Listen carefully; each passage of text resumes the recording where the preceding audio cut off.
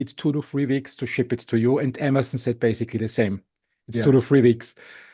So I thought, okay, when I bet on those institutions are being right, then it might happen that I don't get the book right on time for our podcast to prepare it. So I went the safe route and said, okay, let's give me the digital copy. Here it is. I Mhm. read the book. I loved every single page. It's a great book. I loved it right from the title, Restoring Our Sanity Online. It resonated really a lot. And this leads me to the first question to you. Um, what's the biggest problem that we have right now with social media, in your opinion?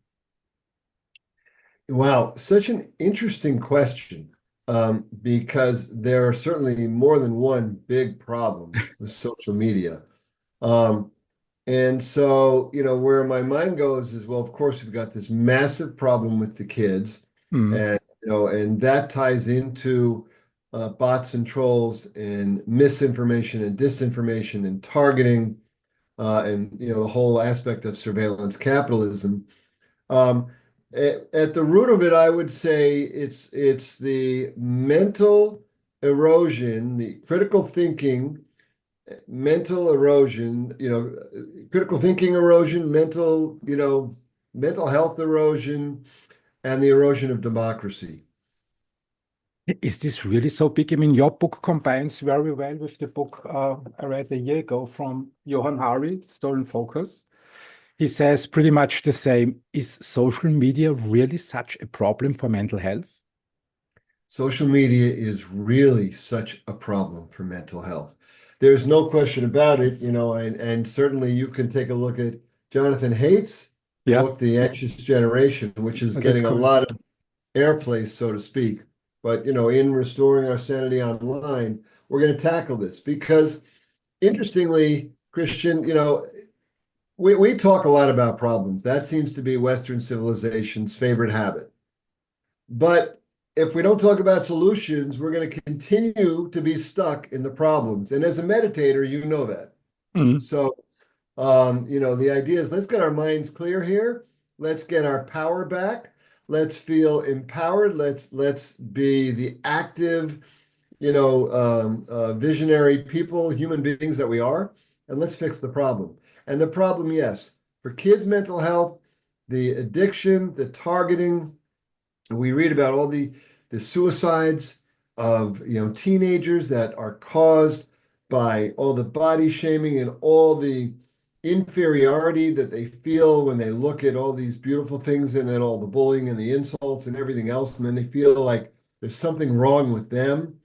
And then, of course, the AI and the algorithm and the surveillance capitalism data quickly, anticipates their thoughts and recognizes their feelings, and then targets them with products and mhm, services that make them feel worse because it's like it just reinforces that they have a problem.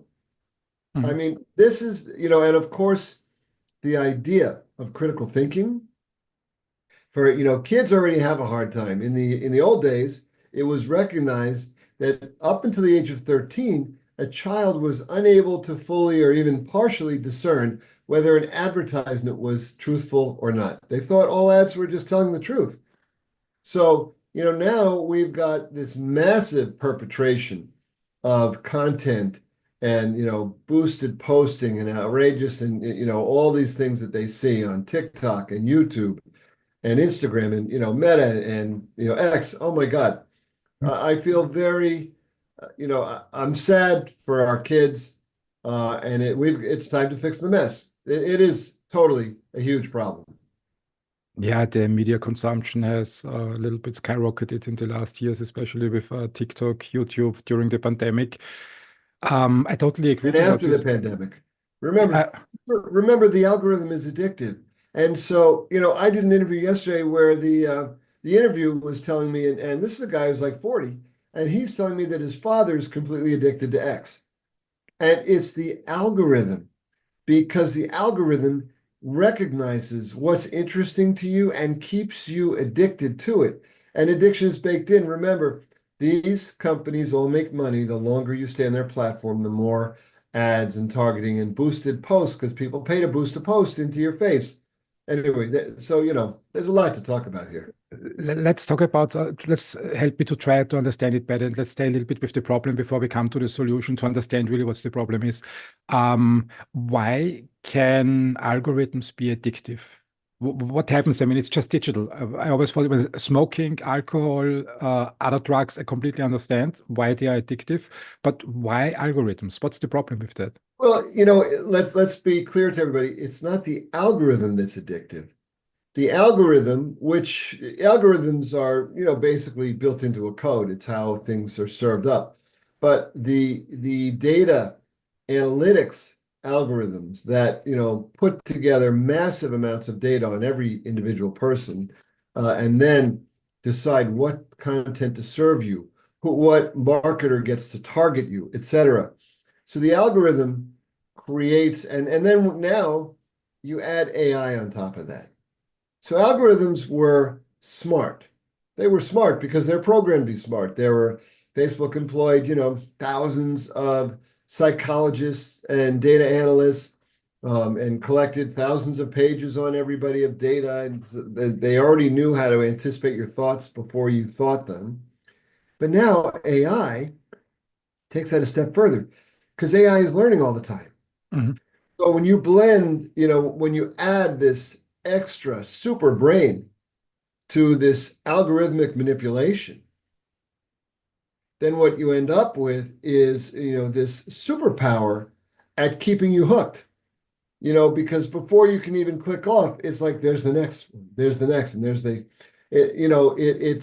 it's like doing A/B testing in the old days. You test serving one thing, you test serving another thing. You see which one is stickier, how long people look at it before they click off. yeah. Now it happens in nanoseconds. AI is just that smart and that fast. So what happens is people really get addicted because they're being entertained, and they're being, they can't let go. And remember, screens, by the very nature of being screens, are addictive. This is why in Europe, Sweden just announced that they don't want any 2-year-olds up to the age of 2 Mhm, seeing a screen at all.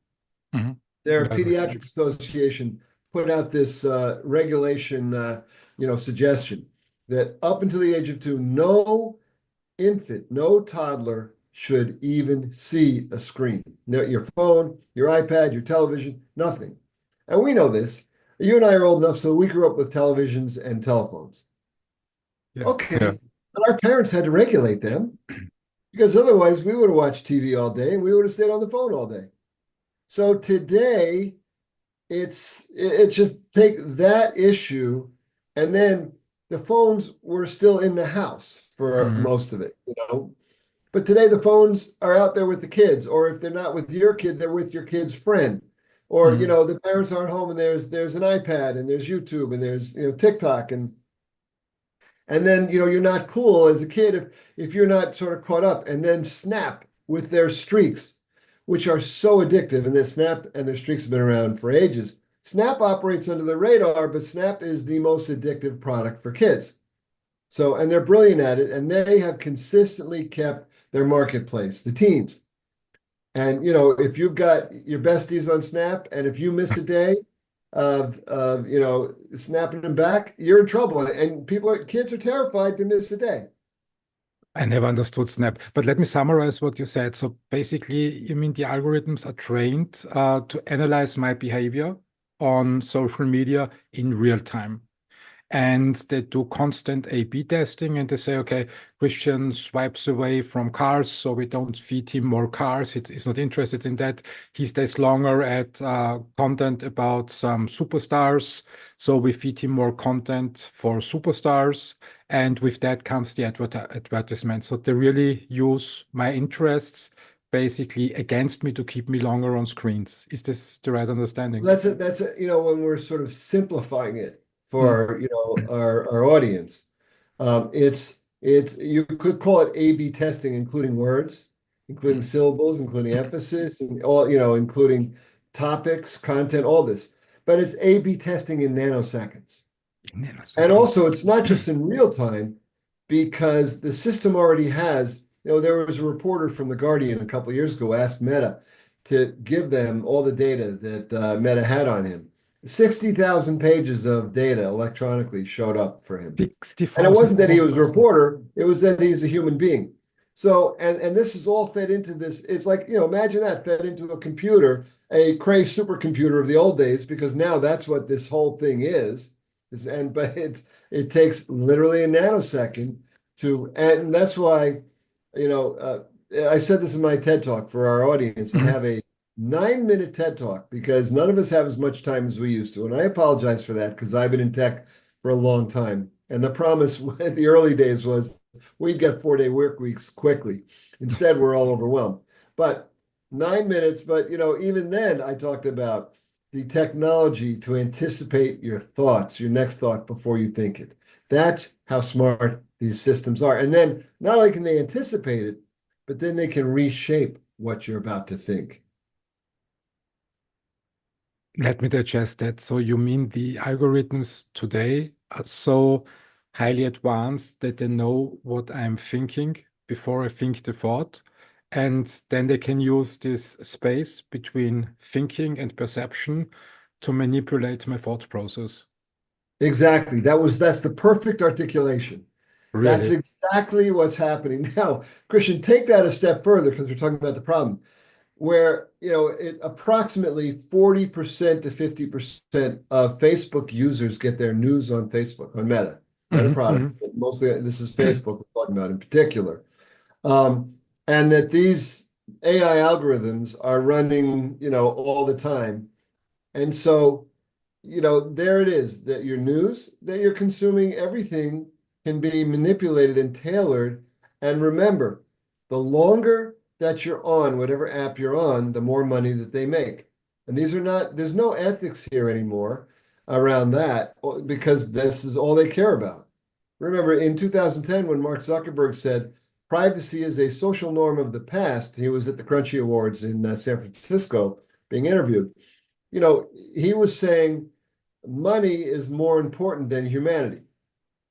So, and that's, therefore, it's this data machine, surveillance capitalism, again, by TED Talk, Mark Weinstein, The Rise of Surveillance Capitalism, 9 minutes. It will give you everything you need to know about the setup of where we went wrong and what's wrong. Let's, you were basically there at the beginning of social media and one of the inventors of social media in the 90s. My suggestion is let's go back to the 90s and walk up through to today to understand where we went wrong, and then let's talk about the solution, what we can do better in future to restore our sanity.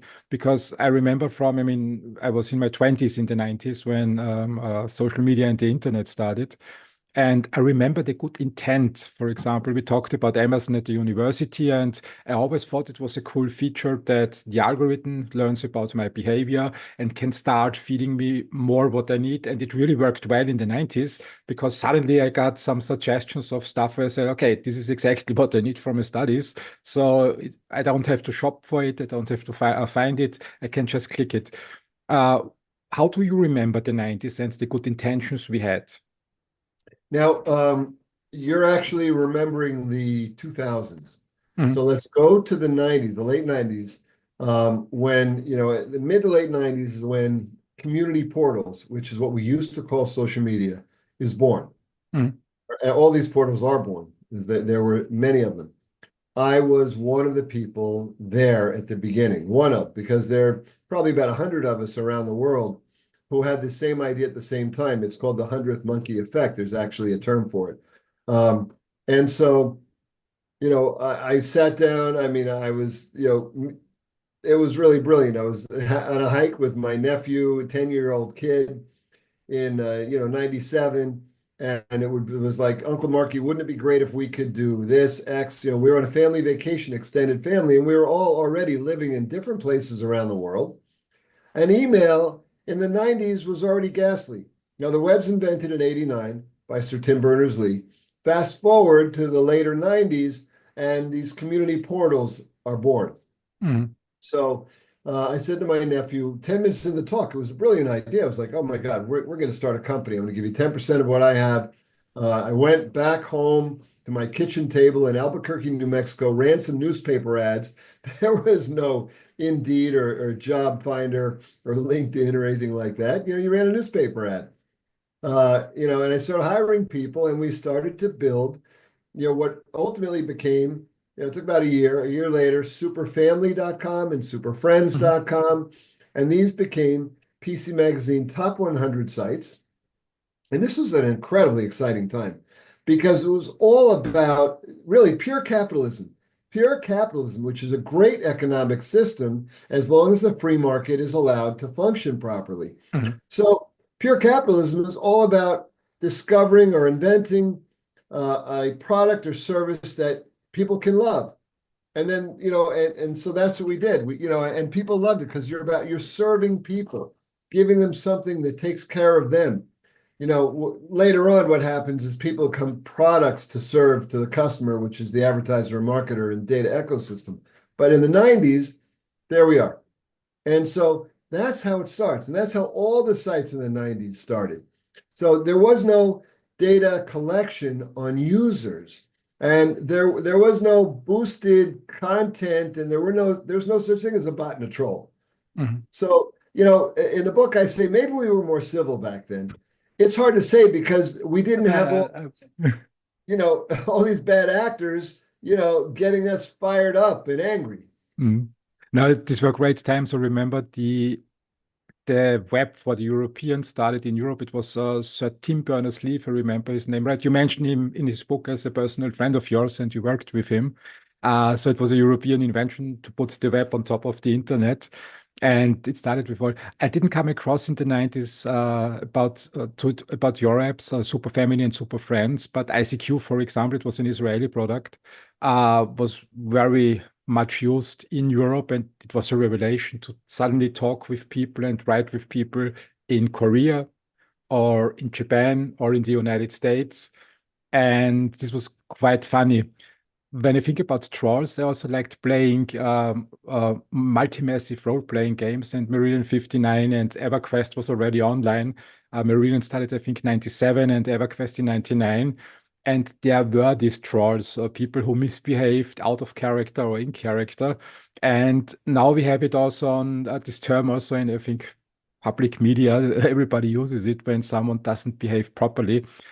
The intentions were good. The idea of the internet was to democratize information, to give access to everybody, to suppress manipulation. This is how I remember the early days in the 90s.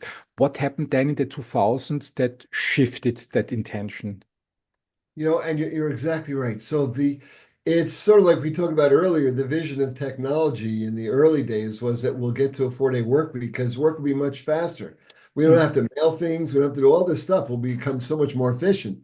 It's the same thing. The vision of connectivity, like we're going to connect the world. The world has become safer, more harmonious, more loving, more connected. Exactly.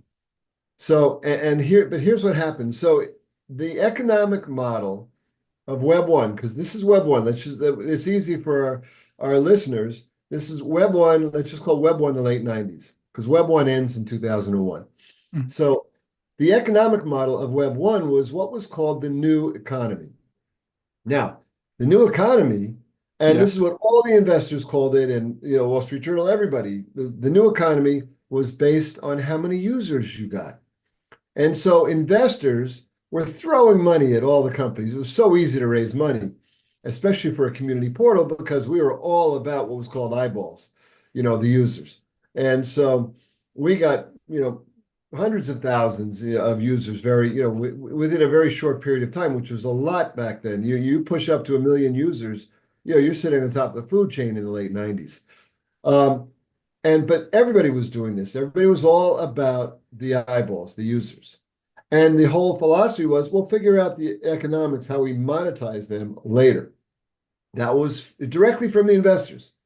Now, all of a sudden, that bubble popped because, my companies, like everybody else's, were being very successful. It was really a wild time. It was like it was like a gold rush. It was amazing, but it was, with this altruistic idea of connecting the world.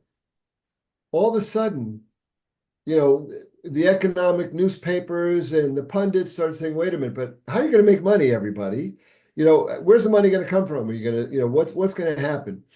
And we were all working on economic models. We were actually at Super Family and Super Friends working on leveraging the code for people to build their own websites using our technology because we built all these great services. The videos and we had a refrigerator for sticky notes. We had a family newspaper and all this great stuff was there. So, but investors, here's the problem with Web 1. If you didn't have investor capital, you didn't survive because your revenue That's model true. wasn't built. Your user base was built, and that was what every investor wanted. And all of a sudden that changed. And you can all read about this in the history books. In 2001, thousands of companies went belly up. They were shut down. They ran out of money. And that's because investors panicked. But nobody had a revenue model yet. We all did what the investors asked us to do. Okay, so that's the problem. That's why Web 1 disappears and all those great companies, like virtually all of them gone. Now, that's the birth of Web 2. Okay, so starting about 2002, 2003, 2004, you start to see these new generation. This is the MySpace generation. This is the Facebook generation. And what happens is, and Google, of course, Google, now becomes powerful. Here's what happens. Google and Facebook, it wasn't Meta back then, and these newfangled companies discover that, of course, they have so much data on their users. And so data becomes the new gold. Not the users themselves, but the information on the user is the new gold. Because with that information, now, and this is, Christian, what you talked about, now, at first, what appeared kind of cool and convenient. Now we know about Christian. So, oh, look, he needs a special textbook. So great. Well, here's the philosophy book, we think you need. Or, as I said in my 2012 later interview right before Facebook went public, I said, Mhm. well, they know when I need to get dog food. So it's all of a sudden, this is the birth of surveillance capitalism. This Mhm. is Web 2. Data is the new gold. It's not the user, it's the user's data. Data ecosystems are born, these massive data warehouses where data is analyzed. And then, the data is aggregated.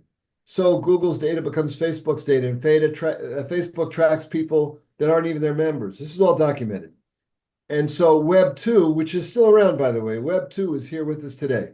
Web 2 gets its big footing in the 2008, 2009, 2010 when Mark Zuckerberg says as Facebook explodes with Mhm. hundreds of millions of dollars of investment capital becomes the monopoly. But boom, and the network effect of everybody's on Facebook and they go public. And this is it. This is the era of surveillance capitalism, which we've been dealing with Web 2 for a long time. That's what happens. That's very that's very interesting. Let's dive a little bit deeper into this phase between 2000 and 2012, because I mean the two products that you mentioned, Facebook and Google, were very helpful. Google answered all the questions, and suddenly, I mean, it felt like empowerment. Suddenly, you have an engine that produces the information that you have to know to do your job or to just get along. Later came then Google Maps, which helped navigating. Facebook had a different purpose, in my opinion, connecting friends, old school friends. Yeah. Suddenly, I saw their kids. I saw what they're doing on holiday. I could congratulate them for their birthdays. And some people I haven't seen in a very long time. And it was just amazing to have them in my life again via Facebook. And Facebook drove also the communication cost down to zero. It was possible at one point in time, I can't remember the year, but it was possible to have phone calls at zero expenses via Facebook. Felt really good. In the And background, WhatsApp did that too for a long time. yeah. Listen, just for your, I want you to continue, but I want to just tell you and everybody, remember that you're absolutely right. And Google's mantra was do no evil. This is the point that I don't understand because I mean, it's always good in when we think about conspiracy theories, it's always good to have this evil, this villain who wants to rule the world. I didn't read anything back then that was really pure evil or something in that where people said, okay, let's exploit everybody and let's become rich on the expense of everybody. How did it happen in the end of the day? Because Well, yeah. was this not intent? The perfect question, because you could say that Web 2 starts with similar intents at the beginning Mm, of new models, because Web 2, basically, Web 1, all those companies disappear. Web 2 starts, yeah, Mr. Zuckerberg, first it was like a really more of a dating app, checking out girls in the Ivy League colleges. Um, but this is where it evolves. Now, it is interesting that Google picked such a mantra, "Do no evil," as their mantra. I mean, that was official. yeah, So, by the way, for everybody paying attention, it disappeared in 2018. It very quietly just disappeared off of their really? site. Yeah. Yeah. Yes. This is long gone. Um, and if you look at the history of Google, there have become these battles between Google, Eric Schmidt, the founder of Google, one of the early CEOs too, Mhm. Mark Zuckerberg, and the hero of the privacy movement, Tim Cook, CEO of Apple. So people might have forgotten, or you may not even realize, but Tim Cook is the hero in this part of the story because he would repeatedly criticize Google and Facebook before the public really understood for, basically just trashing our privacy, manipulating our brains, and using our data. And so, you really want to, Tim Cook doesn't talk a lot about privacy anymore, but he's one of the heroes in that movement. So, but here's what happens, right? They go now. This Christian becomes the story, and the book Restoring Our Sanity Online, what we're going to do in this book. And like you said, I'm glad you said it, you laughed throughout the book because the book is full of factual anecdotes that you Mhm. just won't believe, including, like stories like the time Facebook asked everybody in Australia to give them a naked picture of themselves. I mean, you just can't believe this stuff. And it's all real and it's all footnoted. So it's real and you can look at the source and they're highly credible sources. Um, it's just amazing. So, but what happens is big tech becomes a monopoly. Mhm. And in the book, we're going to talk about the fascinating parallels of big agriculture, big energy, and big tech, because there are lessons we can learn from the altruistic beginnings of all of these, huge industrial segments, in product segments and service segments. As what happens is Facebook, discovers data. Investors, discover Facebook, venture capital. So, same thing that happened to big oil, same thing that happened with big ag. Mhm.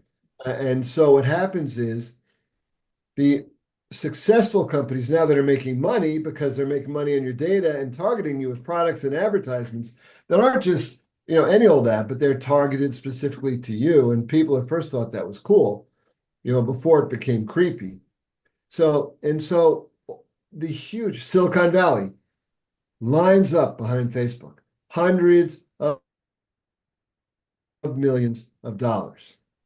Facebook becomes a monopoly. Facebook takes that money, elbows out competition, buys, acquires, or destroys any personal social media competition, and at the same time spends hundreds of millions of dollars on marketing, acquiring users, building its brand, translating to become the world's largest social platform that's ever been.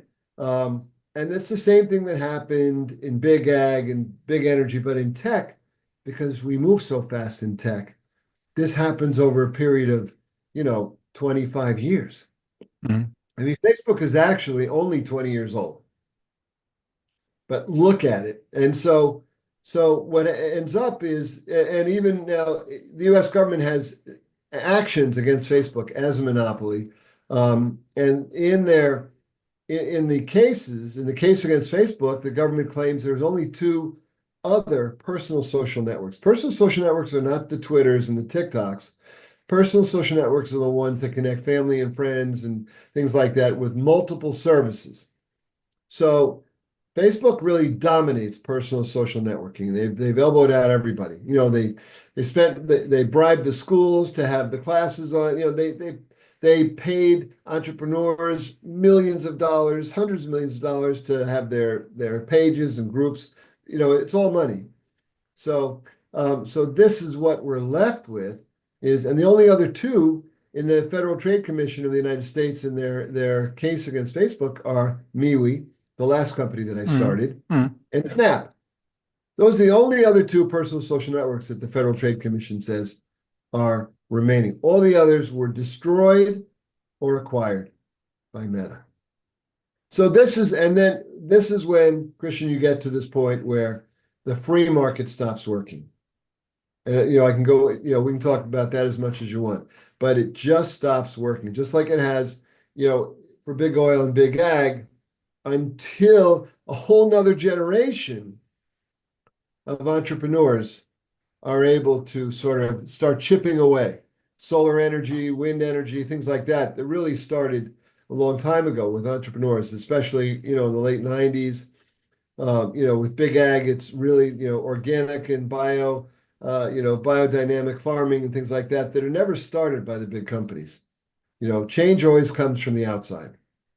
Yeah, that's true. That's true. Usually with startups. Let's stay a little bit with Facebook and the part where you said such social networks are actively manipulating the minds and the brains of their users. So this is not a conspiracy theory. So this is a proven fact that the algorithms have this effect on the people. Is there Oh really yeah, this intent in these companies? of course, because listen, it's all about the money. There's no ethics here. They're following whatever laws there are to follow. Mm, mm, Remember, corporations although Facebook and Google too routinely break the laws and take the fines.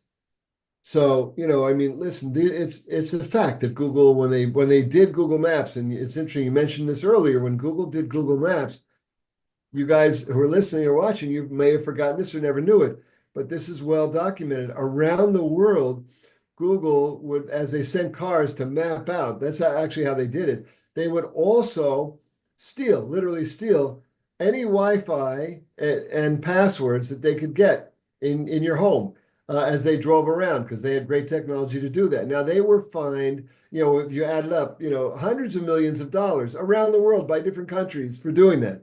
But they did it because that data was more important to them than the fines. So but yeah, so it's not a conspiracy, but you could say that these companies are so big mm, that they shrug at the laws and they act in their own interests only, and they pay the fines. mm, So Facebook's fine for Cambridge Analytica, going back to Facebook. In Europe, of course, the Cambridge Analytica scandal, which stole the data on 220 million American adults. And really, it was a Facebook bad engineering that allowed Cambridge Analytica to get all this data. So, but Facebook broke a law because they broke an agreement they had with the United States Federal Trade Commission mm, from 2011 when this breach happened, and Facebook was fined $5 billion. Now, according to the law that they broke and the penalties that were in that law, they could have been fined trillions of dollars. So, but their lobbyists are so good, they got fined $5 billion and their stock went up more than $5 billion the same day. Oh, yeah. That's so basically the GDPR regulations in Europe make total sense then in this scheme, so that at least the politicians have an eye on the development of privacy and put some guardrails around, so or at least try to put it around. What I'm interested to hear from you is, I mean, I wasn't aware of that for a very long time, and your book helped me to understand better where we are today, which I didn't see. Uh, what was the first time that you realized for yourself that something is going wrong? Was there a key event, or was it a slow process that developed?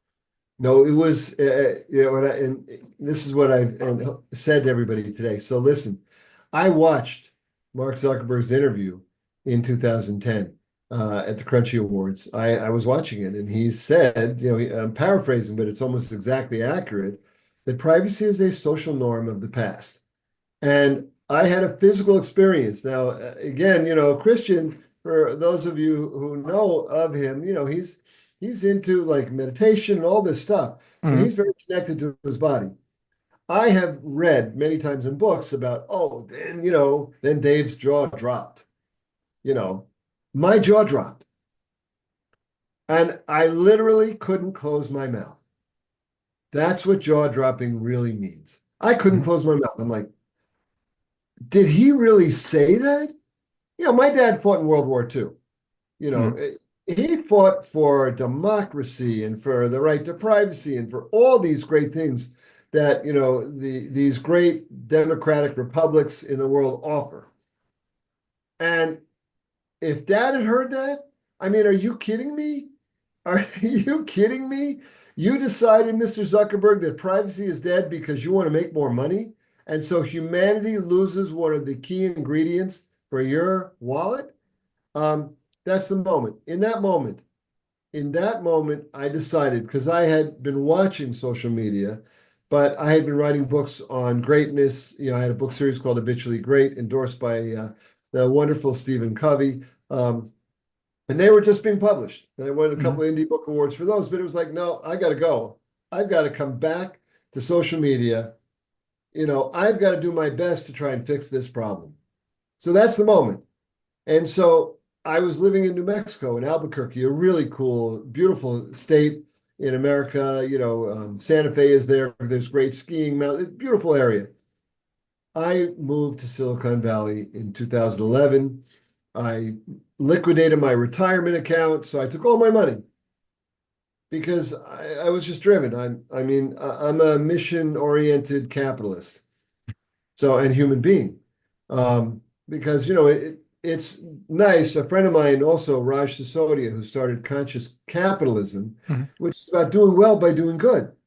It's a great feeling. You get to make money and you get to serve, your customers and really take care of them. Mhm. So this is how that's the moment.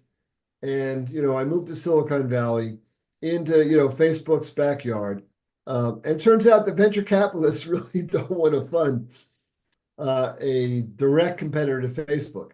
If you're a Snap and you're just doing disappearing content, which is how Snap started, or if you're a cool photo app, just doing one trick ponies, they were happy to fund, Mhm. but not somebody who's going after Facebook in their backyard and fixing all the problems of Facebook. They're not interested. They're already invested. Thank you very much, Mr. Weinstein. So that's how it started. Yeah, that's how it starts right there. It takes several years, Mhm. and I'm able to raise money with individual investors who are very keen on what we're doing, what we call qualified. Wealthy people have money who also see the opportunity and the problem. And Tim Berners-Lee, starts, somebody, because we ran a beta project for, 3.5, 4 years. And we start getting feedback from all of our users, about 10,000 users in this beta project of how to build the right next gen social media. And we start to get some really good feedback from some basically anonymous user who, isn't hiding his anonymity, but isn't saying who he is. And you can't tell from his email address. And, several months into it, every once in a while, this email would show up and say, you guys really need to be doing this and this and this. Um, and I realized, oh my God, it's Tim Berners-Lee. Oh, really? And so I contacted Tim's team, and sure enough, it Mhm. was Tim. And he signed on as an advisor. He's been an advisor and a friend Cool. ever since. That's going back about 11 years. And you know, Tim endorsed this book, Mhm. Storing Our Sanity. Not only did he endorse it, but as Tim says, its vision, the book's vision, which I share, is a digital future that prioritizes human well-being. This is a vital read. That's from Let, Tim. let's let's dive into three topics that you mentioned. The first is privacy is a thing of the past. I would like to ask some questions around this. The second one is you mentioned two types of capitalism. surveillance capitalism and conscious capitalism. Let's explain it a little bit in more detail for the audience. And the third one, what I would like to understand better is your journey with MeWe. I think it's quite amazing to put a competitor to Facebook on the market when basically Facebook has a monopoly. And as I remember from your book, you started in 2015 with the company when already the market was distributed. But let's start with the first one. It's just for me because my message to people always was don't worry about your privacy because I mean 99% of humanity has good intentions and it doesn't harm you, it helps you, it serves you, but it's about the evil guys. So I don't care when an evil guy is caught because there is no privacy, and I always thought it was a good thing. Now you mentioned that your jaw dropped when Mark Zuckerberg said privacy is a thing of the past. Why is that a bad thing and not a good thing for humanity? My thoughts, my relationships, things that I do for law-abiding citizens. Remember, privacy is critical for all of us, for law-abiding Mhm, citizens. So, um, and what's no longer important, and the book is going to talk about, this sort of gladiator battle between privacy and anonymity. mhm, Um, but privacy is important. And think about it this way. If you're 25 years old today and you are now in the job market looking for a job or looking for your next relationship, and they, either, your prospective boyfriend or girlfriend or your prospective employer just deploys AI to search the web for everything that's ever been posted about you in your entire life. Now, chances are, if you're 25 today, there is a ton of stuff. And there's a ton of stuff that you didn't really want everybody to know.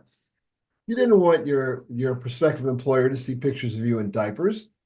You mhm, didn't want your prospective employer to know about your relationships that worked and didn't work and your feelings about them, mhm, or your emotions, your outrage, your dancing on a table, or whatever you're doing. That's not what it was for. So this is where, and the same thing for your relationships. There's no mystery. And one thing that you may have done in your past, which was completely innocent in the moment, it was just you being you, becomes you become stuck with. And it affects your life, and it affects your career, and it affects your relationships. And it affects how what people think about you. This is not right. And your privacy is important, and you get to decide what's revealed. Again, law-abiding citizens. mhm, So and this is the beauty, and also, your thoughts, because your political ideas and ideals will also show up there. And that shouldn't be part of a job interview, but they'll never tell you. They'll never say, "Oh, we see that you were for this or for that," or you supported the legalization of marijuana, or whatever it is, or that you were against vaccines, or that's none of their business. That's your freedom and your self-expression, and it shouldn't be just fodder for anybody and everybody in the world. So the other thing, of course, is for our kids, because now we've got kids. So let's say, Christian, for you and I, we're not here to save our privacy. It's too late.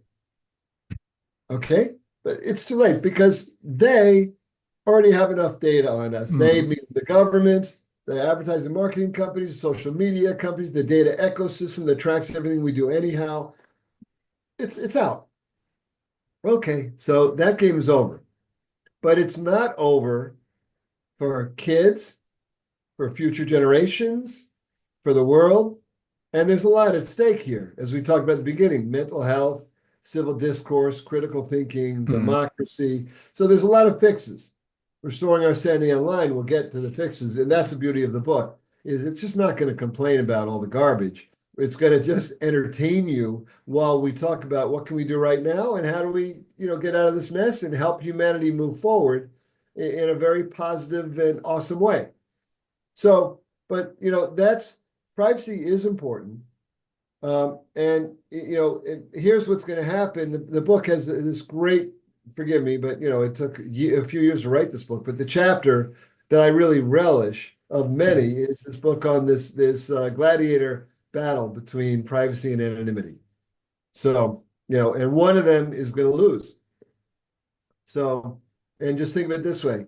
We've got to get bots and trolls off the web, out of our news feeds, out of our democracy, out of interference with our democratic processes.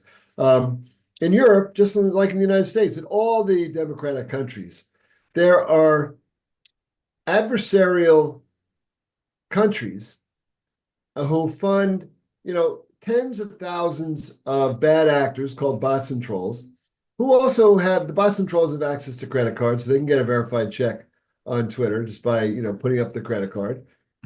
And their sole purpose is to disrupt this democracy and to screw up the thought processes of our young people. So we got to throw away anonymity, everybody, and we've got to restore privacy. Yeah, a lot changed with the pandemic, in my opinion. Everybody was forced on in the digital world, and I read a lot of claims, post, comment frequently on social media.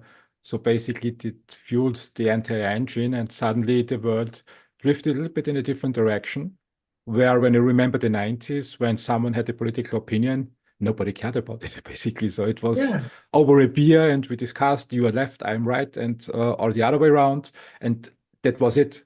And now it's when I read social media, is I don't work with people who vote Donald Trump, and I don't work with people who vote Joe Biden. Even we in Europe get these messages frequently. And this changes and the entire democracy, in your opinion. Well, listen, the backbone, one of my favorite lines, and when I do this in front of a live audience, the crowd always goes crazy. It's very simple. The backbone of democracy is disagreement. Mhm. We've forgotten that because these bad actors are making us hate each other. And here's what we need to remember, everybody. We don't hate each other, but they're making us hate each other. They're inciting us, they being bots and trolls. Now, if you're also listening or watching and you heard me say anonymity has got to go, I want you to remember the proverbial they already know who we are. There's, IDs, passport numbers, social security numbers. Every country has its own system for, baby is born. And then of course, social media already knows who you are. The data's all out there. It's all available. Who they don't know is a bot and a troll. So Mhm. we've got to create systems so it's only the real us talking on social media and talking about everything, recipes and movies. And remember, social media is fun. In case you didn't pick this up, I want to make sure everybody knows I love social media. I'm one of the guys who invented it.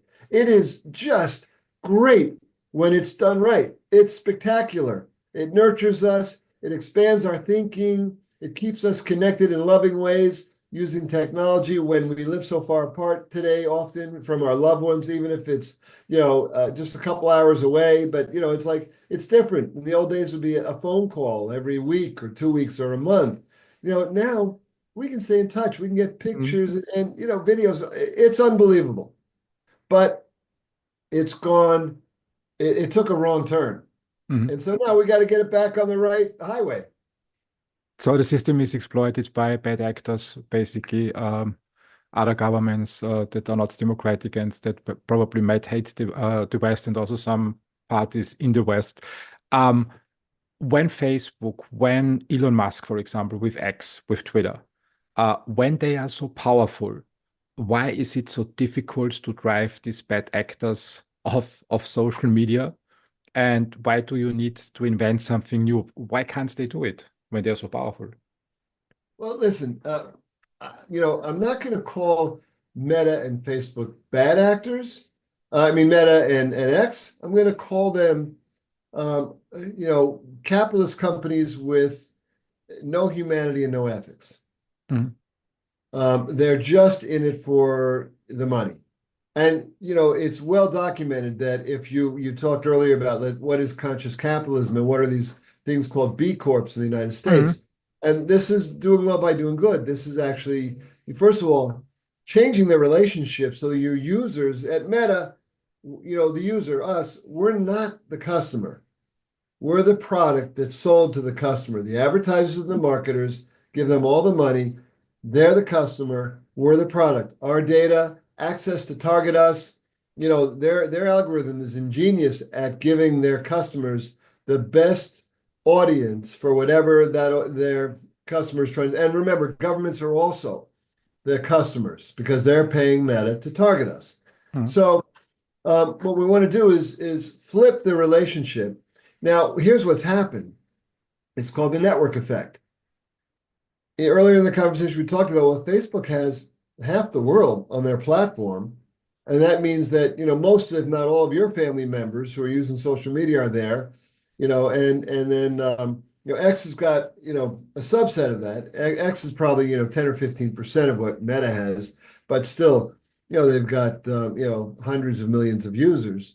Remember, Meta has Instagram and WhatsApp they bought, which was this great encrypted, you know, chat app with a couple billion users, and Meta bought it. And just, remember, the founders of Instagram and the founders of WhatsApp all resigned Mm. from their roles at Meta because they were appalled at the privacy intrusions that Meta perpetrated on their users that they had so carefully cultivated.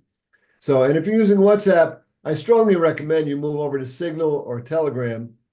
Signal is your best bet right now, with Telegram having its own, issues and political and otherwise. But WhatsApp, guys, Facebook changed their policies. They collect your data. They know who you're talking to. They know when you're talking to them. They know where you are and where they are. They just don't get into the conversation. They can't crack that nut, but they're getting everything else. So don't think that you're massively private when you're on WhatsApp. Better to change to a different, encrypted system. So, So, yeah, go ahead. so basically, social media companies know everything about us the minute we turn the phone on. Absolutely. And, because they're tracking us when we're not even on their app. If you just keep your phone logged in, then they're just tracking you anyhow. But even if you're logged out, they already have all the markers and identifiers. So they're seeing what you're doing anyhow. The Wall Street Journal reported this 7 or 8 years ago. This is not new.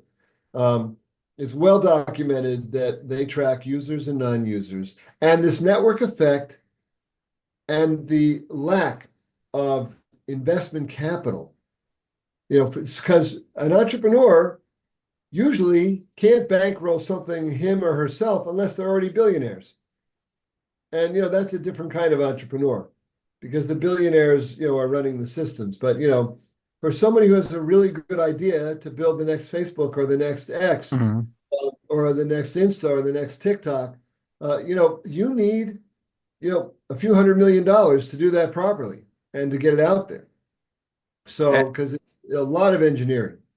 And with all this data, it reminds me of this film with Tom Cruise. I forgot the name of the movie. It was, I think, 20, 25 years ago, where he had a job where he had to identify people, criminals, before they conduct the crime. And they could basically analyze everything. They knew how they think, and they could track the people down minutes before they committed the crime. So this is basically possible with all the data that social media collects. They know how we think, they know what we do, they know with whom we talk. This is a Yeah, in reality. this It's not case, fiction. yeah, in this case, they're not looking for the crime you're about to commit. They're looking for what you're about to buy next. Yeah. What might keep you watching, their app more? What video? What outrageous content? What addictive content is going to feed you and keep you there when you got to go cook dinner, or you got to go pick up a kid, or you got to go do your homework, or whatever it is that you ought to be doing. You need to go outside and you got to get your swim in or your run, or your exercise, or you got to go play football. No, but the whole systems are designed, and even the apps that are designed for kids, it's the same thing. Mhm. Games, the gamers, it's all about how much time you spend per visit, per login. And listen, the data is stunning. It's like 4 to 7 hours a day that kids between the ages of 10 and 18 spend on social media. Now, listen, for our listeners, you got to remember to put your phone down. I know that's easy to say, hard to do, but if you're a parent, you've got to really start role modeling for your kids, and that includes, just like there's no phones at a dinner table, there's no phones in bedrooms. You go to bed because that's when kids sneak it or just use it and they don't get enough sleep, and they get all these crazy ideas in their heads. And forgive me, for saying that, but social media is designed to Mm. put, really kind of like this word crazy, but thoughts that they wouldn't normally have into their heads about the world, about sexuality, about their self-image, because it keeps their jaw dropped and it keeps them engaged. And remember, they can't discern fact from fiction. Their critical thinking Mm. isn't fully developed. And the schools and the parenting haven't caught up with social media in terms of teaching critical thinking. So we've got a big mess to fix. And that network effect, this is where governments come in. So, we need governments. Now, the United States just found Google guilty of antitrust violations. This is a huge big deal. I wrote about it in an outlet called Newsweek. You've probably all heard of. And I wrote about this decision and why and how. They had talk about data. The US government had so much data in this case about how Google, through their domination, through their billions of investment capital and revenue, had completely taken over the market, bought out or destroyed their competitors, made deals with companies like Apple and everybody else to use their search engine, and then consistently put products and services that they get a revenue share of in the top of your searches that you search for. I mean, it's just spectacular and stunning, but that's how monopolists operate. And this is where we need governments to help break the back of the monopolists. And the book talks about not just the government, but there's a lot of things that are coming. Mm. They're right here, plus things you can do today. Data portability. Tim Berners-Lee has invented pods, so we can get our data decentralized. There is a lot we can do right now to sort of, take our power back. I mean, I realized the negative effects of social media in the pandemic. It was basically very late. You started in 2015 with your company. And suddenly in the pandemic, I mean, what did we have? We had the mobiles and people were online and on social media. And suddenly the days went by. It was 8 in the morning and suddenly it was 8 p.m. in the evening. So as an adult, I could remember how life was in the 80s and in the 90s before social media at one point. And I read Johan Hari's book about stolen focus and thought, okay, I have to put the phone away. I have to do something else. I have to structure my day differently. You said kids are using smartphones. They don't have these memories of the past. They don't know how life was back then and that you can live without a mobile phone. So basically, when social media targets kids, and from what I got from what you said, it's really that way that they just explore how can we engage the person, what does this person need, and then we serve this person a lot of content that keeps them on the platform for as long as possible, and they can't put the phone away anymore. They are just helpless. Is this so? Well, ask your friends who have kids that are 10, 11, 12, 13, 14, 15, Mm, 16, through 20, 21, 22. Ask the interviewer I talked to yesterday whose father can't put the phone down. He's addicted to X. And the algorithm is masterful at mm, keeping, and he recognized the addiction, but he still can't put it down. So, I mean, the answer is the human mind is frail. I had to explain this to one of my kids last night. She's watching a show that's not harmful in and of itself. And I have to explain to her, that she couldn't watch it last night. But Daddy, there's nothing wrong with the show. And I had to explain to her, even though she doesn't quite understand, kids don't understand this yet, that it's not the show, but the show is hooking her on the medium, the screen, whether it's a phone, an iPad, a computer, or a television set. You're getting hooked on the medium. mm. And then hours and hours disappear. And so I really had to separate, was it harmful content? No, because I very carefully work with her to pick the content that she's allowed to see. And she gets to ask and request. But at the same time, I had to sort of step in and explain, you know what, that's enough. And here's why. Luckily, she knows what I do for a living. So, maybe it's an easier conversation for me, but it's a common sense conversation for all of us. Kids won't understand, but they will appreciate it when they grow up, when they're in college, when they're applying to college, and they've had sports. Remember, make your kids athletes. Do what you can. Help them, have music lessons, whether they like it or not. Don't make them practice, but give them lessons that inspires them Mhm. so it's not about imposition, it's about inspiration. And remember, kids always say they don't want to do something, but have them do it once and then find out how they liked it afterwards. And then the next time when they don't want to do it, have them do it again and find out how they liked it afterwards. Because invariably, 9 out of 10 times, they'll tell you they enjoyed it. So Something, go ahead. surveillance capitalism, it's an interesting point. I mean, social media back in 2012, 2013, it was mostly motivational speakers, a lot of motivational posts. Also on Instagram, there was just pictures from holidays and artistic pictures. And suddenly, with the pandemic, it was all about rage. You have to hate this person, you have to hate that person, and we have this disagreement. Um, And you this have is to the hate negative. vaccines. Remember that? Yes. Yeah, The whole vaccine thing. And I'm like, yeah. again, I was like, wait a minute. This is democracy. We can debate vaccines. We can't be censoring vaccine conversations. That's absurd, frankly. That's absurd. We ought to be able to debate it, regardless of whether we have to get a vaccine or not to get on an airplane. We can have the conversation. That's democracy. But this change, this conversation was not possible anymore. What I found interesting during the pandemic is that I saw the same messaging in the United States as in Europe, exactly the same messaging. And you could not debate the use of it, you could not be against or for it. It was just a fight right from the start. The minute someone said something against the mainstream opinion, it was a fight from the start. And these are the negative effects of surveillance or capitalism. Is this the right understanding of this term? Can you explain it a little bit more what surveillance capitalism is? What's the definition of that? Yeah, surveillance capitalism is essentially, spying on you every moment of every day, and then capturing all that information about you, your words, your actions, your location, your purchases, your thoughts, everything, whether it's about health, your finances, politics, religion, sexuality. This is surveillance capitalism. Again, this is where, okay, they already know everything about us. So let's stop pretending that they don't. And let's get privacy back where you control your data, where you control who has access to it.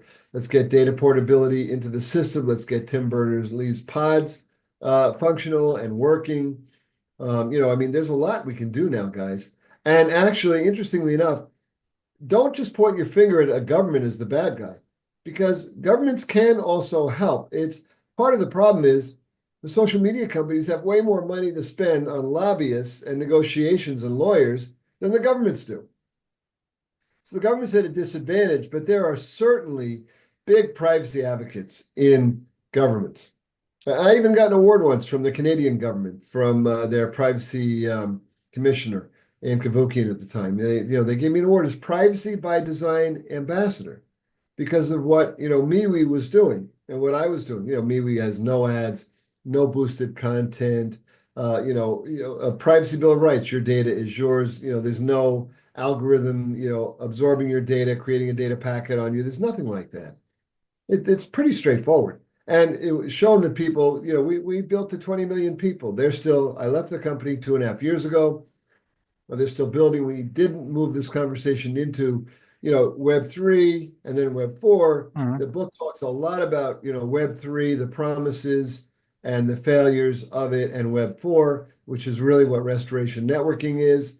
We're really, being futurists here and bringing the future right into the present, along with all these great stories about, how do we get here and where do we go from here that no one's been telling you. Let's talk about your company, Mibi, and why you founded it and how it's developed.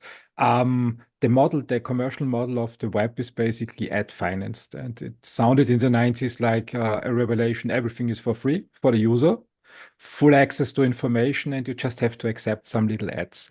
This is the established model up to today of the internet, basically. So everything is for free, and when someone like Elon Musk wants to change the model, it's just for making more money at the end of the day. It doesn't change much of the ad finance model, but because they're still there. Um, MeWe is different. You said you decided in 2015 to start this company. Um, I would like to understand your decision because I mean the market is distributed, and then you come with your company with a completely different model. How was that? How was it to found that company in 2015? So, for our users, for our listeners, um, really, MeWe starts when Mark Zuckerberg says privacy is a social norm in the past, because immediately I'm like, oh my God, I have to go back. I have to fix this. When I Mhm. built my first award-winning, web companies, Super Family and Super Friends, I could do that in Albuquerque, New Mexico. For a small little anecdote, Bill Gates started Microsoft in Albuquerque, New Mexico. Oh, He, really? yeah, he went to the state government for a grant. Mm. They turned him down, and his dad said, "Come home to Seattle, and I'll fund you." That's what happened. So when I was in Albuquerque, which is a beautiful area, I went to the state government and said I want to start this company, and we talked already earlier in the show. I want to start this new kind of company, this community portal, and the government, state government, said, "Oh, we let Bill Gates go. Here's $300,000, to pay your employees with. Here's some beautiful new offices. We'll build you a server room." They kept me. But when fast forward to when I decided to start MeWe, you couldn't do that. Back then, money traveled in the late 90s. VCs, investors got on planes to come visit you. Fast forward to 2000, 11, 12, 13, 14, 15, 16, money didn't travel. You had to travel to them. So I relocated to Silicon Valley. Um, and listen, if you see something wrong in the world or you have a burning idea, don't let people talk you out of it because, oh, there's somebody over there that's so big. There's 1,000-pound gorilla, because 1,000-pound gorilla doesn't see, what's right underneath their belly. They can't, because they become myopic. They have blinders on. Mm. So, for me, it's like, okay, they have network effect. They have this, they have that, but I have to do this. And you know how it is for all of us listening. If you have a driving passion, everybody has a good idea, but take the chance. If you really believe, take the chance. So that's what I did. And like I said, I moved, I sold my house, I liquidated my retirement account. I didn't take a salary for 5 years. Now, that's what it took at that time, because investors didn't want to, and I raised millions of dollars, but they didn't want to pay me. They wanted to pay our engineers. They wanted us to build a market share and build a product.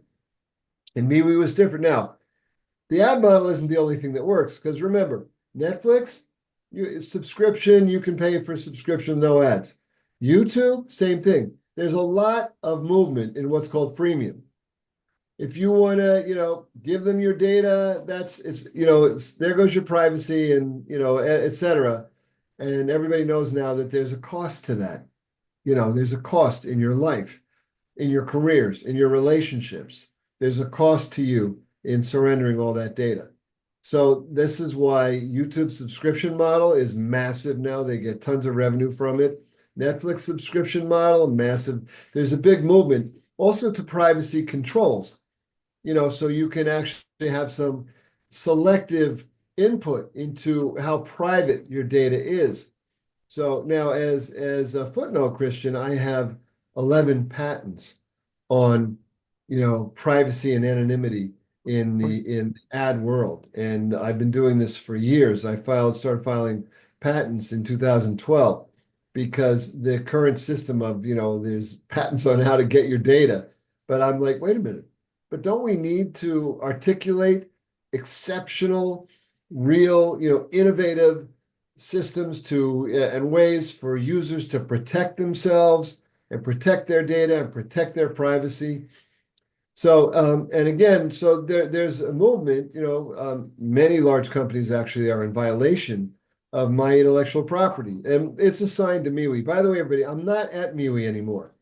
I'm Mhm. on the board of directors, but I left as an executive years ago, 2.5 years ago, because clearly Facebook was interfering with MeWe, and I've actually provided the United States government with hundreds of pages of documents about Facebook's interference. And I've testified, I've been deposed by the Federal Trade Commission and by Meta, cross-examined. I mean, I'm involved in that case because Meta clearly is a monopoly. And Mhm. what I decided to do was to take all my knowledge and write the recipe, the framework for how we fix the mess, because it's larger than MeWe, and it involves all of us. It involves all of us talking about it. This, whether you're an entrepreneur, a user, a creator, a teacher, an engineer, a politician. This book's for all of us. That's why Tim says it's a vital read, Restoring Our Sanity Online, a revolutionary social framework. That's why Woz, I think you mentioned Woz at the beginning, co-founder of Apple. He's right on the back cover, by the way. I know you can't really Mhm. read the text, but Woz and Tim on the back cover. Woz says this is a must read for anyone concerned with where we are today and looking for a better path forward. So the recipe is right here. The framework is here in Restoring Our Sanity Online. So you work together with Steve Wozniak and Tim Berners-Lee. That's great. What's that? So you Yeah, work together with Steve Wozniak and Tim Berners-Lee. these gentlemen have advised me. Mhm, cool. And I mean, these are extraordinary human beings. Mhm, Every and Raj Sisodia, the co-founder of Conscious Capitalism. Jack Canfield endorsed the book. Jack is the famous founder of the Chicken Soup for the Soul and the Success Principles. Kelly Slater, if you're into surfing, Kelly Slater, mhm. the world champion surfer. Everybody knows about Kelly. He's an amazing, amazing human being. Endorsed the book. I mean, the book is already loved by, a great group of, wonderful, inspirational leaders, in technology, in sports, etc. That's amazing to hear. Let's stay a little bit with the founding moment. I find it very interesting when people found new companies, and let's research that phase a little bit more. The interesting part for me is that usually when someone has an idea, say, okay, find something that nobody else does. So a new market, a new potential, a niche market that's not served. It's much easier to walk into. Then came Apple with the smartphone in 2007 and just crushed it. They put a smartphone and mobile phone on the market in a saturated, declining market, and it worked well.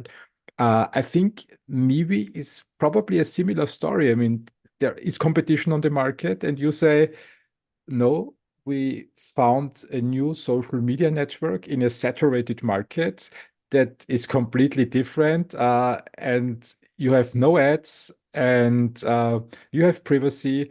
And I can imagine the venture capitalists just freaking out when they hear that because they don't might not see an exit model for them. And you raised substantial money. It's not that you raised a few 100,000 grants. You raised, when I'm right, Google says $84 million for MeWe. It's a little bit less than that. So I raised, closer to 30 million myself. Mhm. The new team came in about 3 years ago, and they've raised about 30 million themselves. And so that's how it's played out. Now, here's the interesting thing. Don't be intimidated if you're thinking about Mhm. starting a company, or if you have a lot of engineers. Don't be intimidated when you read that X or Meta have thousands of engineers. We did this with 40 engineers. We built a world-class product. When I was the CEO and founder of MeWe, we consistently in the rankings from 0 to 5 in the Play Store and in iTunes.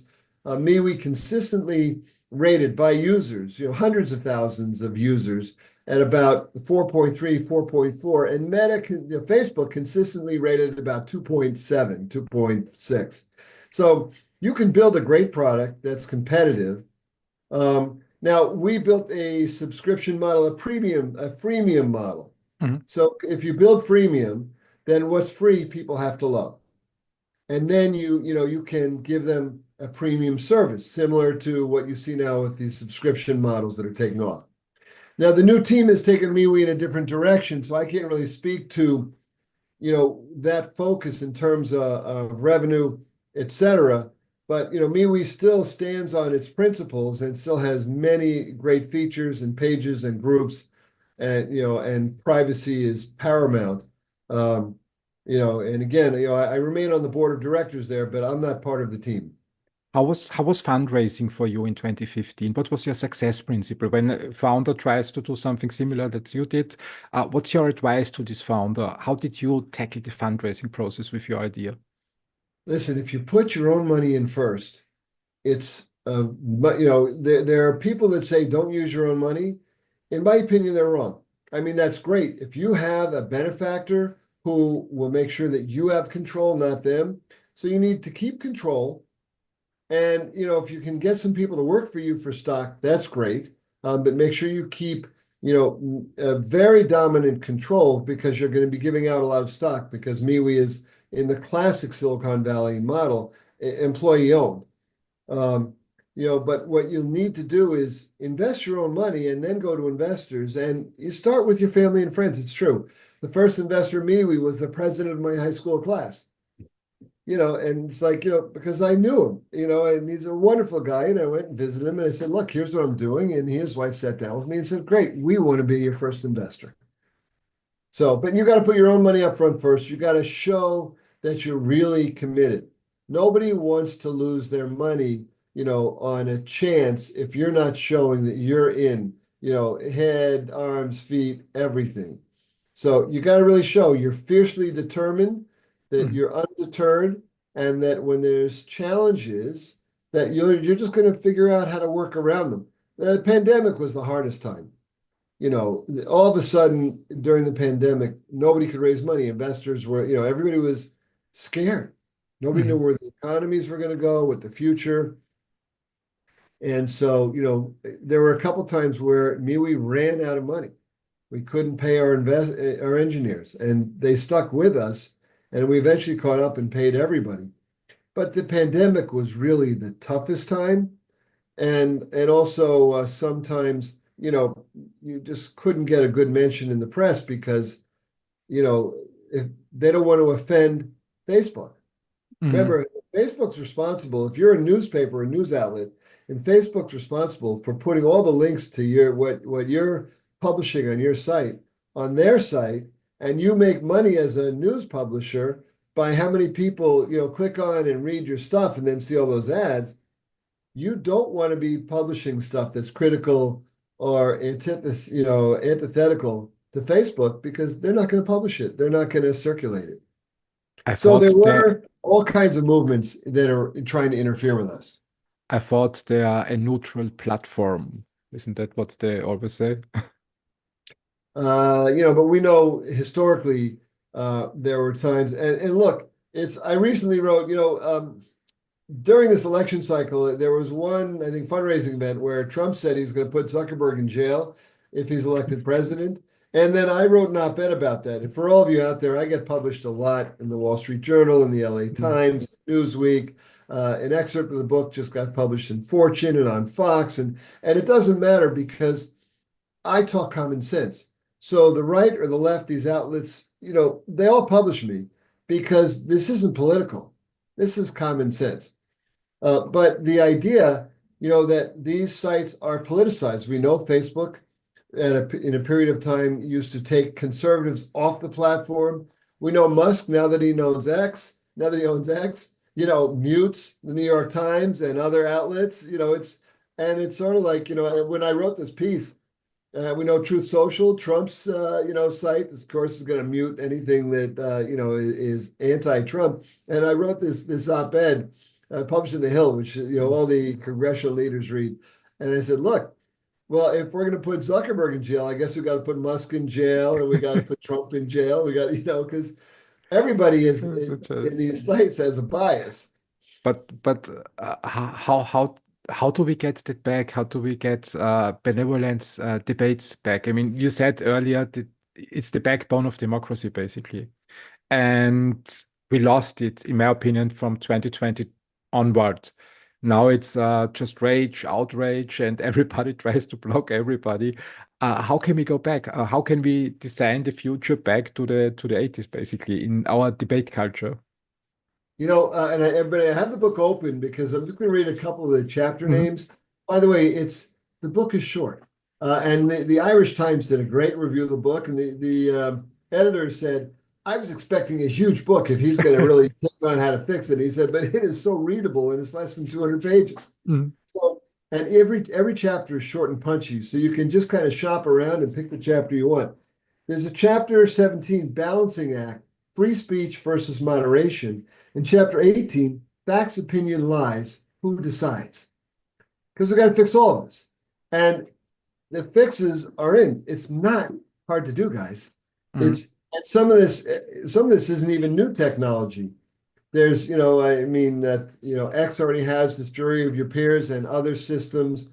What we've got to do is just put together all the pieces that work and get rid of the bots and trolls. So, and we get rid of the bots and trolls through user ID verification systems. We also protect our kids that way. We've got to keep kids under 13 off social media. The US Surgeon General says under 16. Now, on the one hand, he's right.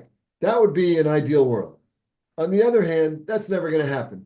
So let's get kids under 13 off through regulation and Mhm. then through ID verification so they can't lie, because Instagram's new voluntary, help for teens is just that. It's a smokescreen.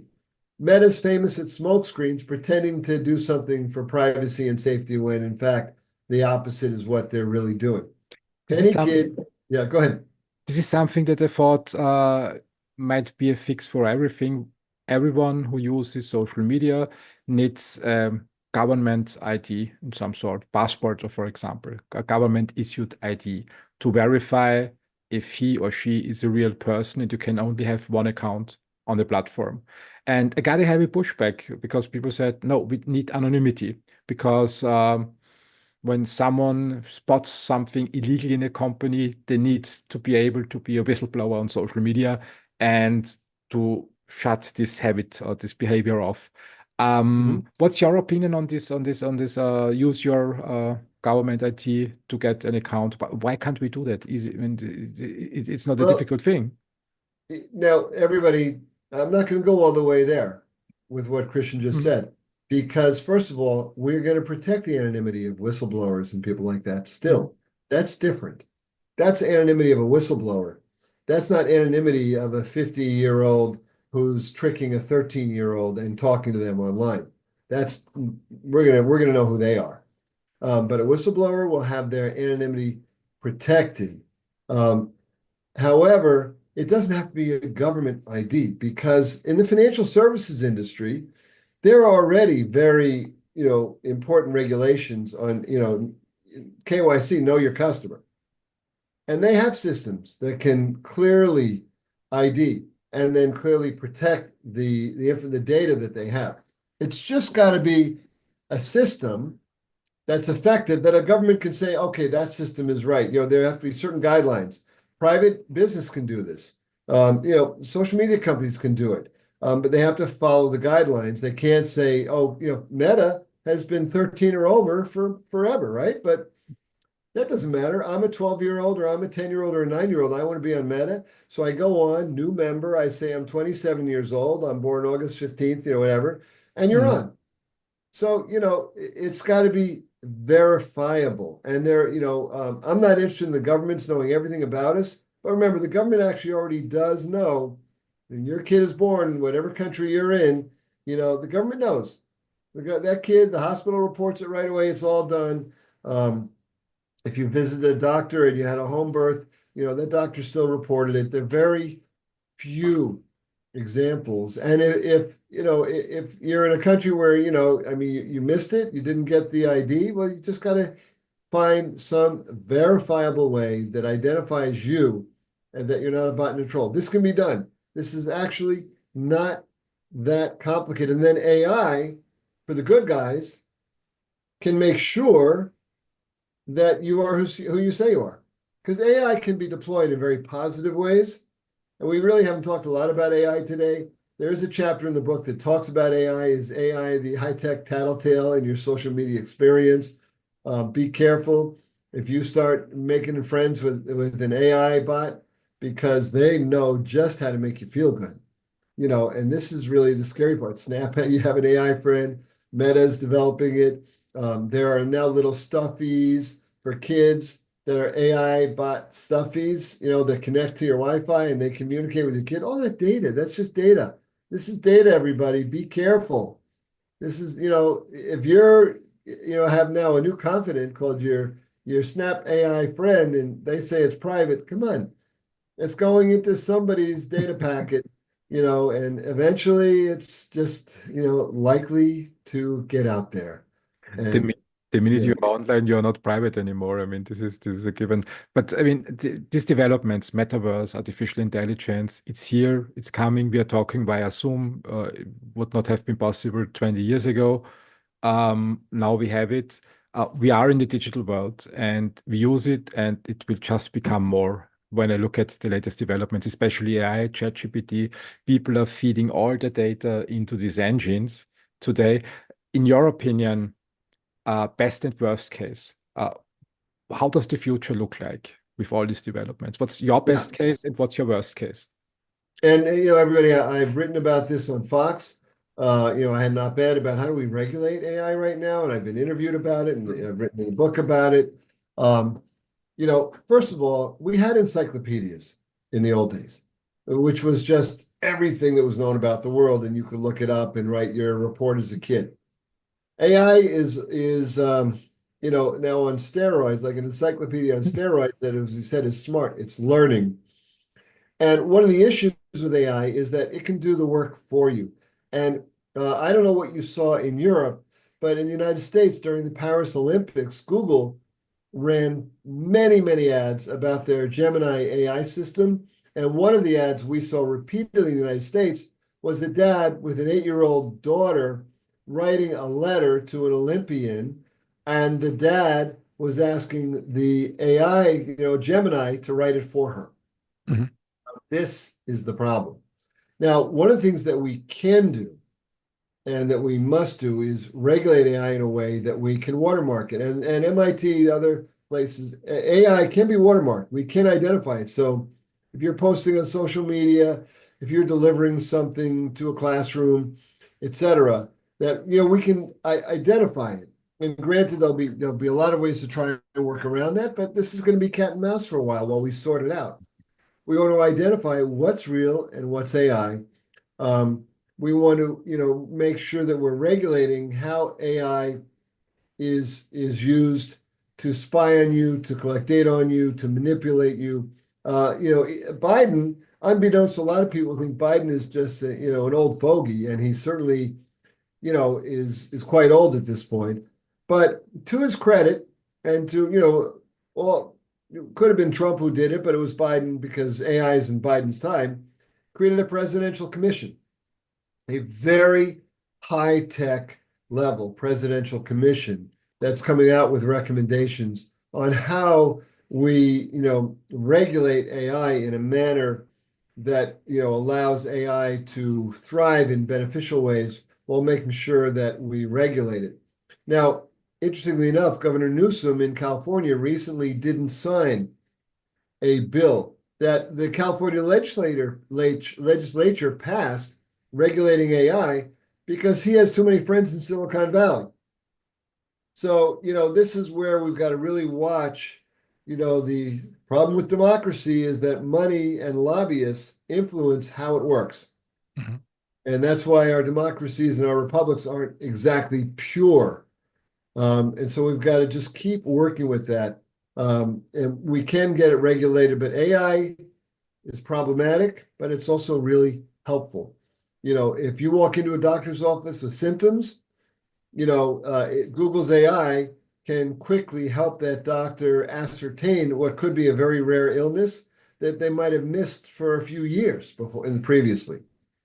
So, there's certainly, in cures, in research, in laboratories, in all these, there's a lot of great places for AI, but just not in the erosion of critical thinking and manipulating our thoughts, and our kids' brains, et cetera. We've got to be very, very smart.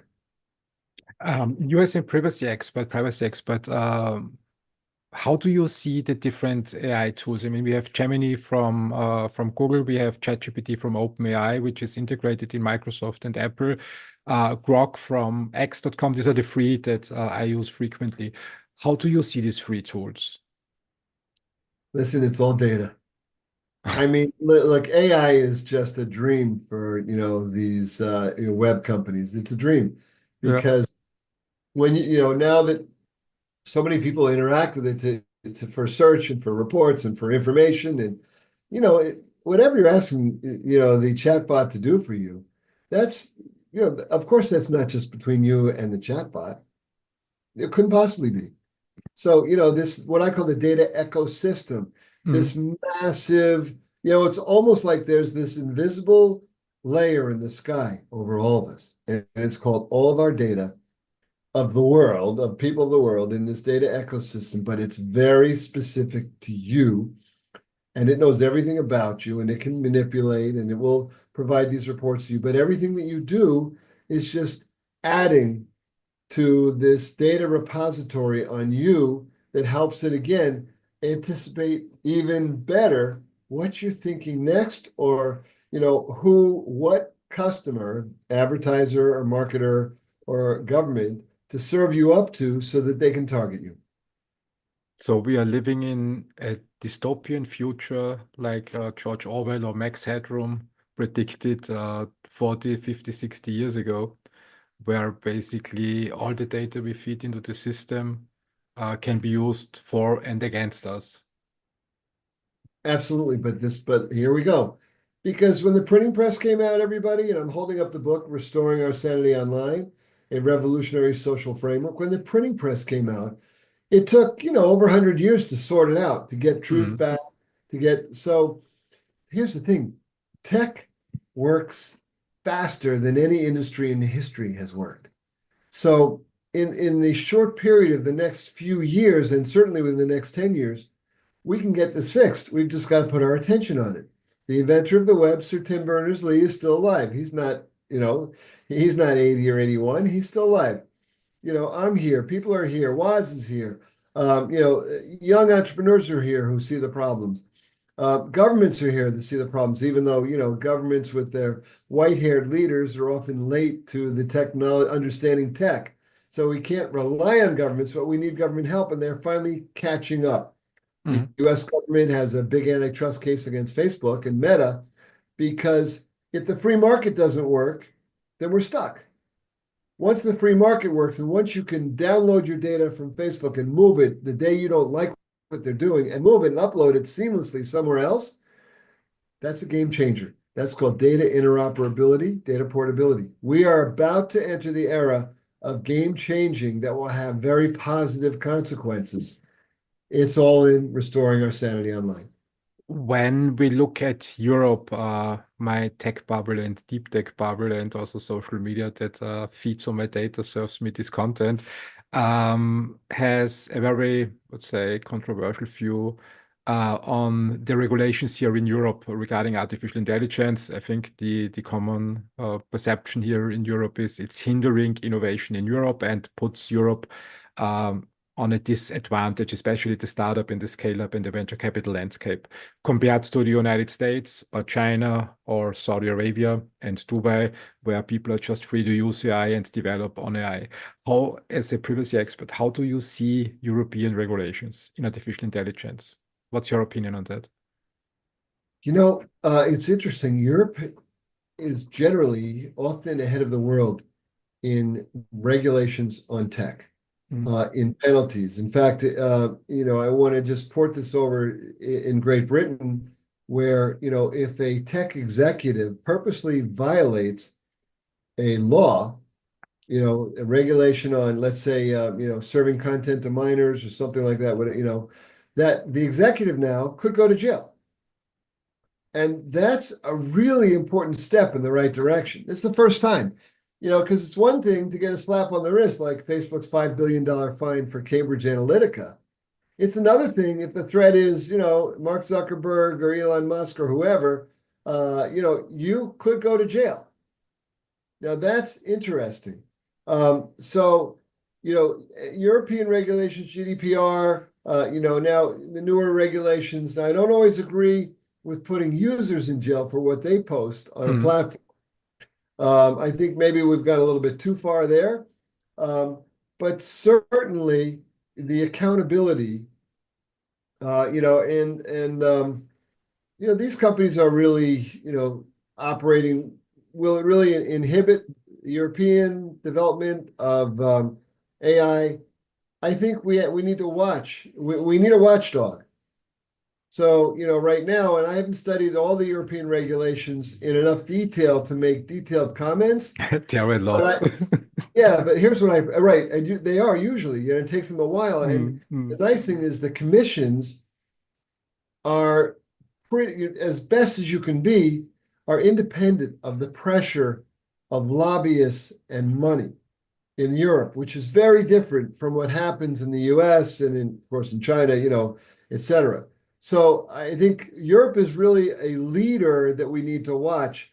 And I've also advocated in the United States when I write in these major publications for regulations that include the threat of jail time for a bad acting executive who's Mhm. violating laws, particularly around child privacy, around, targeting, manipulating, kids and all that really bad stuff that's harming us. I So, I would like yeah. have another thought that would like to explore a little bit with you as an expert. Um, Mark, when we think about all this misinformation on social media, I mean, it's there. Everybody, left and right, has the same opinion. There is some misinformation on the web, and there are bots and trolls on the web that just amplify the misinformation. Then there is this tension between censorship and free speech. When I look at a very simplified model at the web, I would say, okay, drive all the bad actors off the web and make sure that there is no misinformation. But when we start, the pandemic was a good example. When we start looking in more detail on the topic, is the question, where can we draw the line? Where does censorship start and is a threat for democracy and free speech? And what's acceptable? I think it's not an easy question to answer. I would like to ask you, do you have an answer to that difficult Oh, problem? sure. It's funny. It's when we overthink things, I think it looks more complex and cumbersome. But listen, my book and my personal opinion is I don't say we drive all the bad actors off. We just know, who they are. Listen, the websites that just allow hate and violence inciting on their platforms, they don't get a lot of users. So, but that's great. I'm not saying get rid of those. I'm just saying that, for good people who, it's like those sites have never worked. 8chan, 4chan, Secret, when he shut it down and gave his investors the money back because the site was used for what he didn't expect for all that hate and violence inciting. Parler, that was ultimately shut down by, not by a government, but by the rules of Apple and Google and Amazon. The private sector can take care of that. But as long as we know who you are, this user ID verification. By the way, Mhm. everybody, you don't have to use your real name. I'm not just throwing in the hat here. You can still use a pseudonym. Because as long as the social media company knows who you are, if you become a bad actor, doing something illegal or something that breaks their terms and conditions, they know who you are. But you could still have a pseudonym. It's not going to, if you don't want to, you want to use a pseudonym, that's fine. That's not the issue here. That's your privacy, not your anonymity, because the company knows who you are in case you become, a bad or illegal actor. But for those other sites, and then this idea of, in the book, truth, lies, who decides? I mean, there are systems that can work. User advisory boards, user jury of your peers, in addition to fact checking, because fact checking is an imperfect science. It's going to get better, but still, people are going to question it. So we've got to have really hybrid verification systems that are separated from the executive team of a social media company. When Elon Musk took over Twitter and changed it to X, but when he took over, I wrote an op-ed in the Wall Street Journal, and you all know that publication. And this is 2 years ago now, and I said, Elon can fix Twitter and democracy. Here's how. And I gave him the formula. Mhm. And one of the key points was keep your politics off the platform. Didn't work really that way, I It think. didn't work. And it's too bad because if he had, and then even nurtured Twitter for its really independence that it had at the Mhm. time, it could have nurtured that more because that's what we need. We need the outlets that do their best to keep it, even-handed, and don't throw bias into the pot, because that bias immediately alienates. Look at X today. They say it's worth about 20% of what it was when we bought it. There's room there Hard, for hard, competition. hard to tell. It's a private company, so it's really hard to tell what it would be worth or what person would buying. The question of bias, I mean, this is something I think very often when I use ChatGPT or Gemini. I mean, I'm not the one who feeds the data and describes or defines the narrative there. How dangerous is bias so that people basically, as you said, manipulate our thoughts? What's your thought on the problem? Well, that's been going on for a long time, right? Because the algorithms were programmed by programmers. And so, I mean, what constituted hate speech, what got people thrown off the platform? There was, there were committees of people that decided here's how we're going to program the algorithms to watch for that. And now with AI, AI still is not a fully independent system. AI's guardrails are built, by the team, and then AI runs within those guardrails. So listen, we can watch for the biases like we always have. I mean, Facebook was obviously biased, where it took many more conservatives off the platform than progressives. There was a period of time where it was very apparent because the users saw it. So, we want to, here's the thing. If you start a private company, you have certain rights. And when Trump said, I'm going to put Zuckerberg in jail, a couple of interesting things happened. One thing that happened was 2 days later, Facebook, removed all the sort of walls it had on Trump, just removed them, you know, um, and then, about a week later, a few weeks, whatever it was, then Musk said, oh, I'm going to support Trump and I'm going to put $45 million a month into Trump. So these are private companies, private people. We want to preserve capitalism. We don't want to overregulate these companies. It is their right to decide. It's that sort of First Amendment right of a company in the United States. Mm. So we don't want to, overregulate them, but we want to build, and we want the consumer to have a choice. So we want consumers to be able to go to, there's a new news platform in the US called News Nation. Mhm. And its mission is to provide just independently verifiable news, not biased to any particular constituency. So that's what we want. That's the same thing for Restoring Our Sanity Online. It's the same thing for Restoration Networks. And that's why we build these hybrid systems for moderation, you know, um, we just make sure that, the system is not being gamed by bots and trolls. And we get back to what social media is intended to be. It's still intended to be this really awesome place because social media can be good for our mental health. Mhm. There's a chapter about that. Yeah. It's like, I mean, social media can be good for our mental health. It was intended to be. We can restore this. We can have kids talking to kids. We can make sure that, everybody is verified. We can make sure there's no boosted content. They're not seeing anything they shouldn't see up to the age of 18. So we can protect kids. This is a new medium. So we have to just catch up to the tech. Same thing, AI now is way ahead.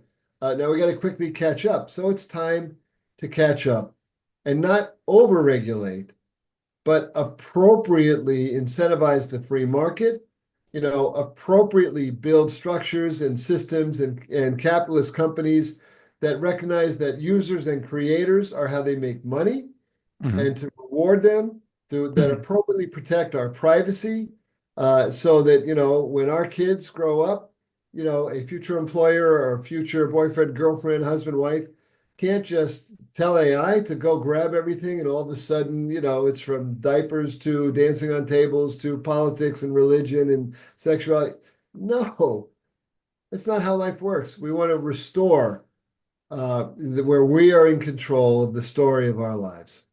I think the thought of restoration networks is a great one. And my final part of the questions that I have to you is about the creator models. I think one of the major flaws of social media is that a lot of people create content these days. It's basically they are the creators of our times. 50 years ago, it was the writers and the actors. Now it's basically everybody. And social media would be basically nothing without the creators. But when you look at the compensation side, I mean, even YouTube, that really compensates well, takes, I think, 80% of the profit still and only distributes 20%, if I remember the figures right. Facebook pays basically nothing. X.com, with, yeah, Medium tries to compensate on a similar model that you describe with user fees. Is there really a chance to fix that in future with restoration networking so that creators, when they put content online, that many people read and enjoy and entertained and learn something new, that the creators get compensated properly? Absolutely. Listen, we could call it the creator economy, the user economy, because if the way users are what drive everything. If you shift, the paradigm back to users are your customers to serve, not data to sell. And then you build this partnership with your users. And, of course, with your big creators and your big page owners, they're incentivized, of course, and then you give them a whole bunch of free tools so they can create their own newsletters and all these things. The freemium model works. You offer all your users a great, loving, free experience. You can have an ad model. As I said, I've got 11 patents on ad models that really work for users where you actually it's completely personalized, but you're completely anonymous. Until you make a purchase decision, you're completely anonymous, but you are absolutely served what you want. But in this case, it's not the algorithm deciding, it's not the AI deciding, it's not the data ecosystem deciding, it's you. Mhm. So, but you in an anonymous way, I mean, truly, so there, and then you get revenue share for sharing your data, and you get rev share from how much you engage and participate on the platform. And there's a user advisory board. Now, we still give the executive team the critical leadership that they need to have to make it highly functional. Now, listen, the B Corp movement in the United States is huge and alive and well. These are basically conscious capitalist companies. They're socially, appropriate. They take care of their customer, they take care of their employees, and the general model. And Raj has studied this. Raj Sisodia, the co-founder of the whole worldwide conscious capitalism movement. Companies that do well by doing good, Southwest Airlines, the Container Store in the United States, Whole Foods, Patagonia, worldwide, they all do better. Their profit margins are better, investor relations, everything. They're if they become public, they perform as a general statistical analytical tool, that provides the data. They perform better than your average capitalist company. That's good Capitalism news. works when the free market works and when, you take care of your customer. Now, I also think capitalism is a good thing. It motivates people to do something. And when they also have a chance to make money with what they love doing, it can be a perfect tool. Absolutely, it inspires. Capitalism is totally inspiring. I love it. I got my first patent in 1986. I love the idea that we can innovate for people and the world, that we can make the world a better place. We can innovate for the environment. We can innovate for whatever it is that, you're interested in innovating for, just, a better widget, that's it's fun. And it's hard work. Remember, being an innovator is hard work because then you do it most of the time. Yeah, it's not easy. I mean, it's a self-responsibility. And the option, they failed in 1989 anyway. So it's the only economic system that really works long term is capitalism at the end of the day. Absolutely. And I write in a book, I am an absolute capitalist. So, it's just that there's something that's when you put ethics into capitalism, then you can be almost unstoppable. Now, granted, when you put money into capitalism like the Metas and the Googles in the world, because what happens when you become monopolistic and you lose sight of how you got here. Uh, this is a good one to sort of wrap on a little bit is another person who endorsed Restoring Our Sanity Online is my friend Marshall Goldsmith, a very famous coach of leaders. And he Mm. has a wonderful book, a best-selling book called What Got You Here Won't Get You There. And that's really important because here we are, but what got us here isn't going to get us there. So it's time for the next generation. And we didn't talk to you about Web3, but I'll just, you can read about the 3 chapters on Web3 in the book. Web3 is probably not going to get us there. The book moves right into what I call Web4. What's Web 4? Web4 is what we've been talking about today. Mhm. It's all these great things that make a restoration network highly functional, there's a lot of detail in the book. There's a restoration networking constitution. You need a certificate for it. But it's all this great stuff that it starts with, protecting the kids and, no boosted content and, making users part of the ecosystem of the profit sharing. And the companies do great. And, there's so much to it. The user ID verification we talked about, because remember, they already know who we are.